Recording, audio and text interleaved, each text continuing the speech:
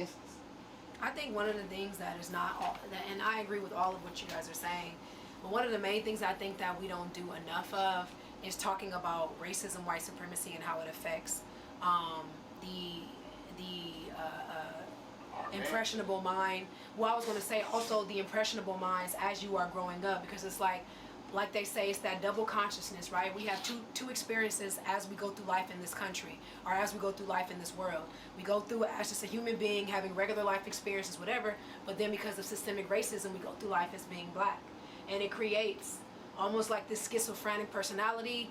It also affects how we deal with one another. When it comes to rites of passage, that is something that needs to be a part of that rites of passage. Is like, obviously we know that systemically black men have been taken out of the homes, and as a result that has it has affected manhood, it has affected the community. And the reason why I wanted to have this show is because I say that it starts with the man, and people, and like I said, I get pushback only from mainly Brother Samir, but I say that it starts with the man. And how I know that this is true is because there would not be such a concerted effort, millions and billions of dollars that they spend to basically just keep control over the black man.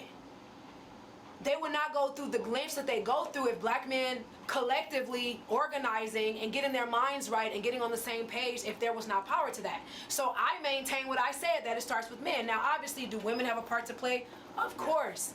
But we are supposed to be supporting our men and knocking off this, toppling the system and replacing white supremacy with the system of justice. So when it comes to manhood, I think that is one thing that needs to be talked about, is the racial aspect, and also realizing that, like Brother Samir would say, this is where I do agree, that your eye should be on this system. Because if anybody is trying to stop the black man or trying to work against the black man, it would be this system that has been doing that from day one. Black women have always been by black men's side, from the plantation until now.